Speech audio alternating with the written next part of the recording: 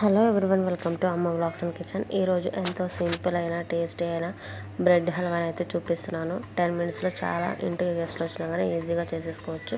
ఇప్పుడు 6 బ్రెడ్స్ని తీసుకొని వాటి సైడ్స్ కట్ చేసేసుకొని ఇలా చిన్న పీసెస్గా కట్ చేసుకొని డీప్ ఫ్రైకి సరిపడా ఆయిల్ వేసుకొని ఆయిల్లో ఈ పీసెస్ని అయితే బ్రౌన్ కలర్ వచ్చేంత వరకు ఫ్రై చేసుకోవాలి. చూడండి, ఇలా అయితే ఫ్రై చేసేసుకొని పక్కన పెట్టేసుకోవాలి.